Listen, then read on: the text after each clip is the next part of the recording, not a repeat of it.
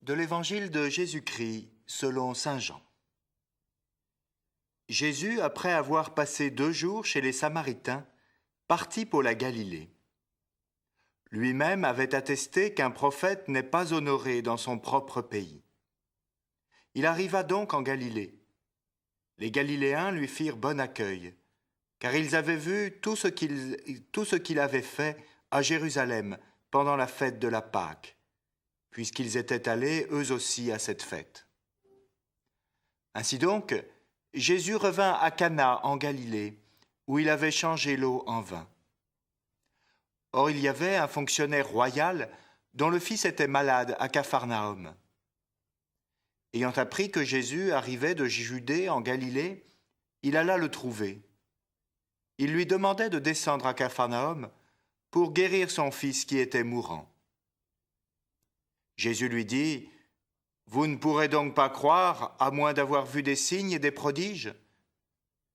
Le fonctionnaire royal lui dit : « Seigneur, descends, avant que mon enfant ne meure. » Jésus lui répond : « Va, ton fils est vivant. » L'homme crut à la parole que Jésus lui avait dite, et il partit.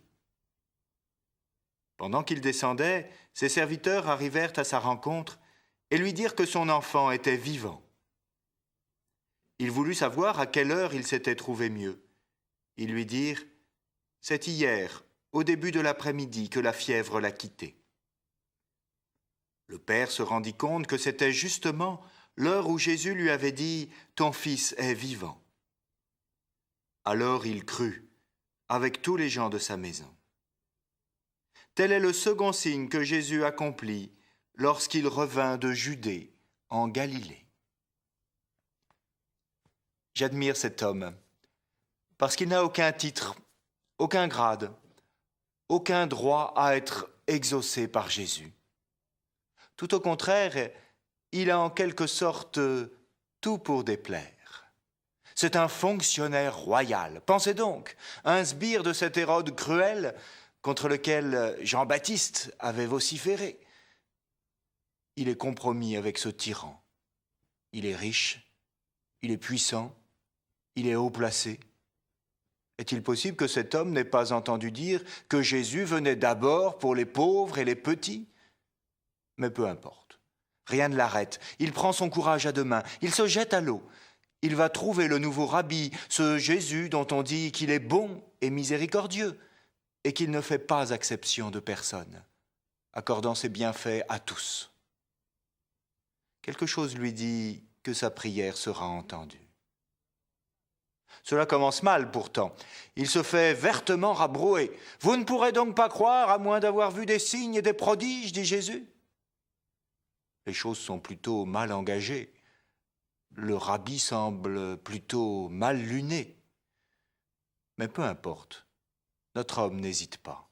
« Seigneur, descends avant que mon enfant ne meure. » Quelle magnifique prière! Une des phrases les plus bouleversantes de l'Évangile. Hardiesse d'une foi qui tambourine à la porte de Dieu. Voilà, Seigneur, c'est vrai, je suis impie, pécheur, orgueilleux, indigne, mais vois ma détresse. Je ne discute pas, je n'argumente pas, je ne revendique pas. Je dis simplement, mon enfant se meurt. Je n'ai aucun titre, aucun pouvoir, aucun mérite, aucun droit à faire valoir, mais je dis, Seigneur, mon enfant se meurt. Et je suis soulevé d'un espoir immense, d'une foi sans mesure, car ce n'est pas sur mes mérites que je compte, mais sur ta miséricorde.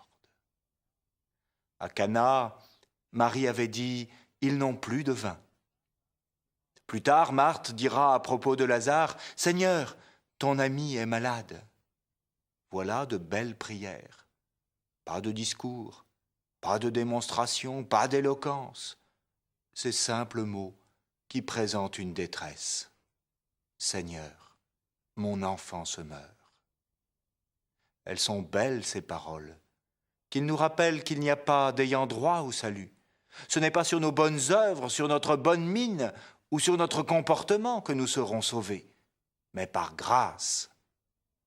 Il y en a qui font valoir leur titre. « Seigneur, Seigneur, c'est nous, nous avons mangé et bu avec toi, nous avons prophétisé en ton nom. » À cela, le Seigneur réplique, « Éloignez-vous de moi, vous tous qui faites le mal, jamais je ne vous ai connus. » Les fanfarons, les vantards, les fiers à bras, les matamores n'ont pas de part avec Jésus. Ce qui a pouvoir sur le Christ, ce n'est pas la gloriole ni la puissance, c'est le cœur brisé, l'esprit humilié. Dans les mémoires d'outre-tombe, Chateaubriand rapporte ce passage de son adolescence où il avait abandonné toute pratique religieuse et toute prière liturgique. La foi elle-même semblait l'avoir abandonné. Cependant, écrit-il, je priais, car je souffrais, et les souffrances elles-mêmes prient.